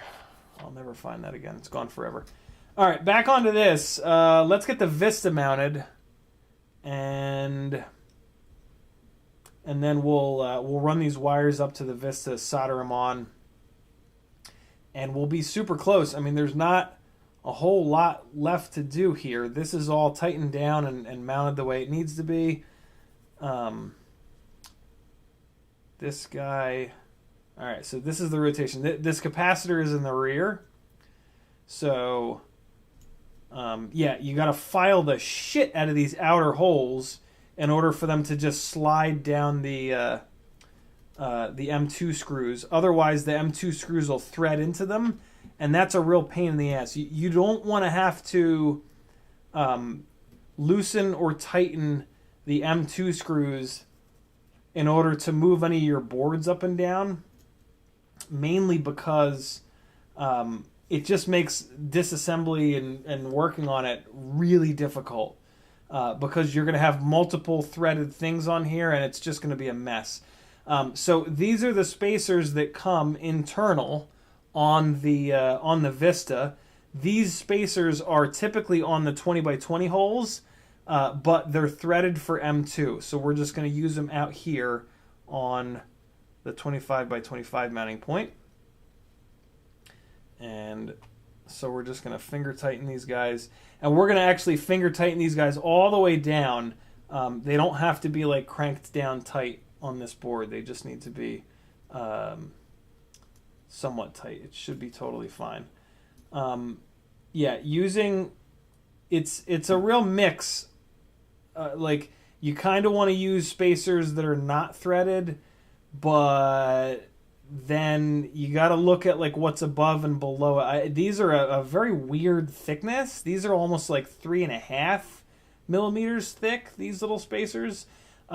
You could totally run a 4 millimeter, like the amount of spacing between these top and bottom boards doesn't really matter. You could probably get away with a 3 millimeter spacer. I'm just worried about heat.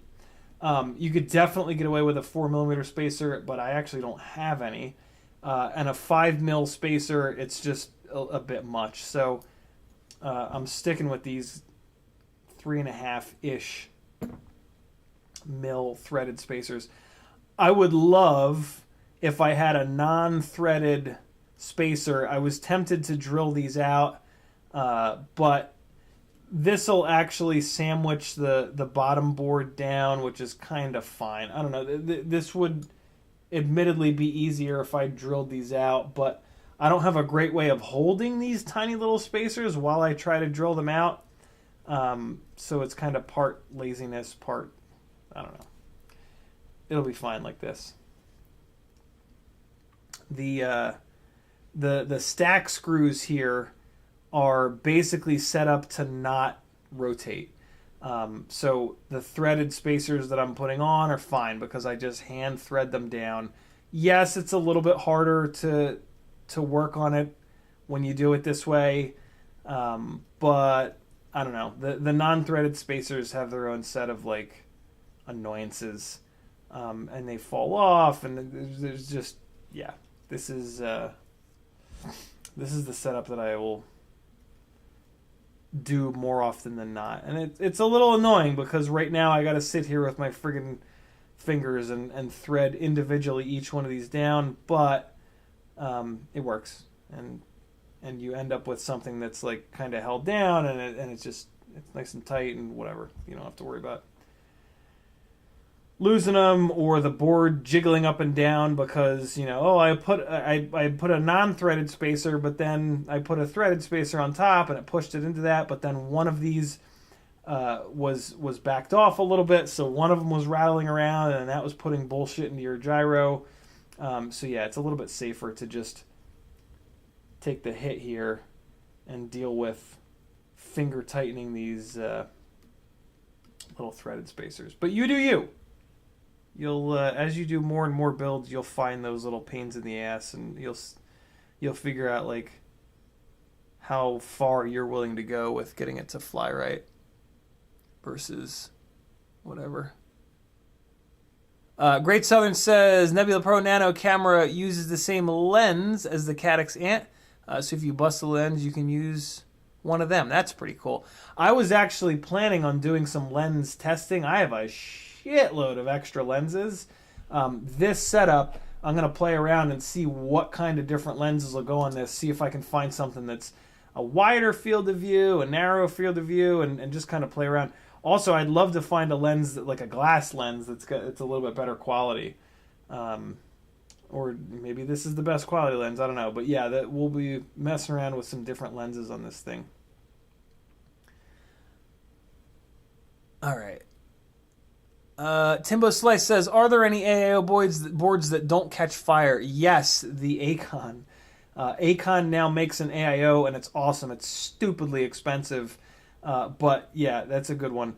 But I would still not run it in anything that you care about catching fire. I still think AIO boards are really only for tiny whoops. And the tiny whoop ones don't really catch fire. They just stop working.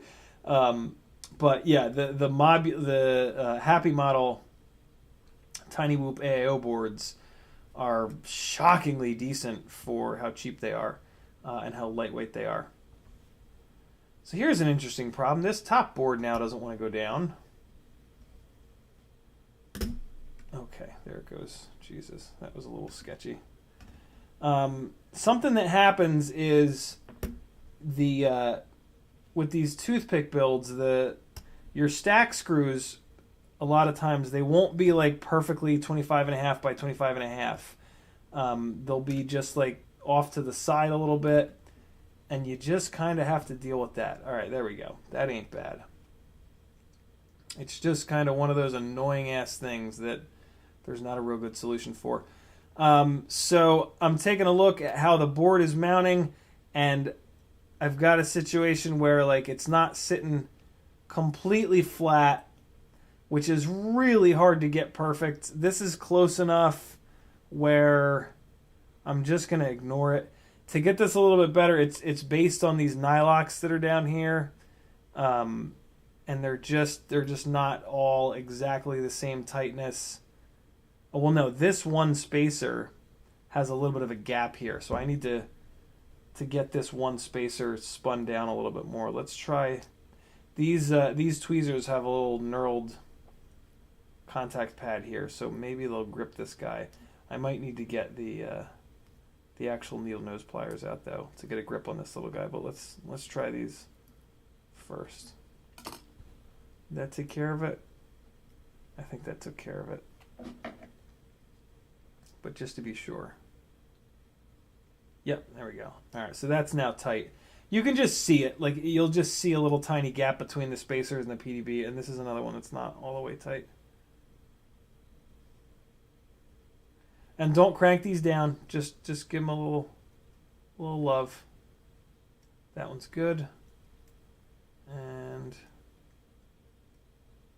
that one's good as well.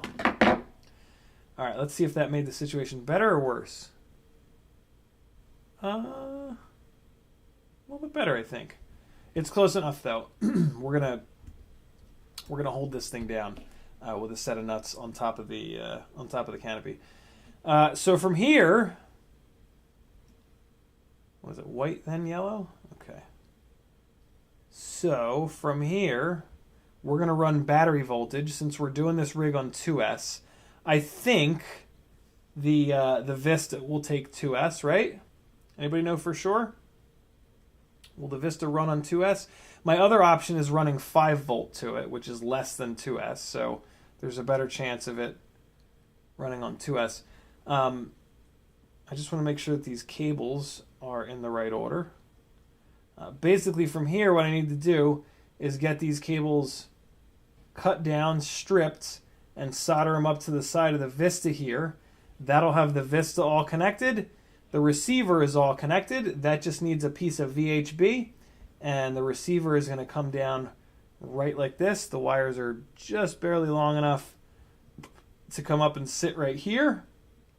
And then I guess for the antenna, I'll run it down. I haven't really thought out the antenna yet, but I think it's just going to go on an arm. I think it's basically just going to go down like that on an arm on top of the motor leads. And then I'll use the same zip tie to hold this guy down to the arm as I use to hold down the motor wires.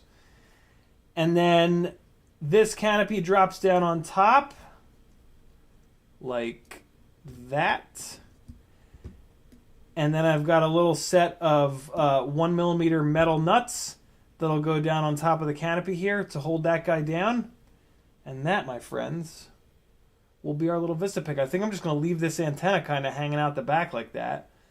Maybe I'll put a little bit of a curve in it, or maybe I'll throw a little zip tie here to just get that guy sticking up. But that's going to be it. That's going to be our Vistapick. Everything is nice and tight there. Just enough space in between the boards that they shouldn't be hitting each other. Camera's not up super high. I'll figure out what's going on with this antenna. And, yeah. And then the tuning nightmare will begin. Hopefully not. But there's the Vistapick, friends. I'm gonna cut these wires. I'm gonna solder them, and then that's pretty much it. Piece of VHB, a couple more nuts, maybe a zip tie here, and away we shall go into Toothpick hell, a place that I've been avoiding for the last like 5 years. For those of you that haven't been around forever, I like one of my very first FPV rig was the Emax Baby Hawk, the original white one. And my first like year and a half of flying, I just upgraded that rig more and more and more. Moved it to a carbon fiber frame, changed everything about it. And then a guy named Bob Roogi contacted me on Facebook and had all kinds of questions about micros. And I spent days just dumping all the knowledge that I'd gained building this style rig. And then he came up with the TP3 frame and the word toothpick. And yeah, so the impetus of the toothpick, a lot of it at least, was my original OG Baby Hawk. I flew thousands of batteries through that rig and kind of got sick of it. Like by the time he messaged me and we talked, I was like done flying toothpicks. I'd moved on to 5-inch rigs and the more ripsqueak style rigs that were heavier and had more throw and had more hang time and stuff like that. And every time I've flown a toothpick since then, I'm like, oh, this is cool, but it's just not totally my thing. The reason that I'm building this is I now live in a house with a home with an HOA. My neighbors are super cool, but I want to have something that's like infinitely quiet to fly around the front and the backyard. And I wanted HD. And I've tried different ways of getting HD onto these tiny little rigs. And man, the Vista seems like a really good option. Because the quality is the best of the HD transmission systems. And then I get to fly in HD too, which is really cool. And at some point here, if I can get my hands on an Elgato Cam Link, I can stream it. I can feed my smart controller into the Cam Link, into the computer, into the live stream, and I should be able to fly in the front and backyard and stream it live. So that should be pretty cool. Kevin Sumner confirming Vista is 2S to 6S. Awesome. Thank you, brother. Let me get caught up on chat and we'll wrap this thing up for the night. It's been 2 hours. My voice is going. I don't know what's happening here. Oh, looks like I'm not super far behind. Awesome. Kevin, Abraham says we need that all up weight when it's done. Let's do it right now. We'll do it right now because we got everything. There's a little bit of extra A little bit of extra camera wire. I'm sorry, 30 gauge wire going to the Vista.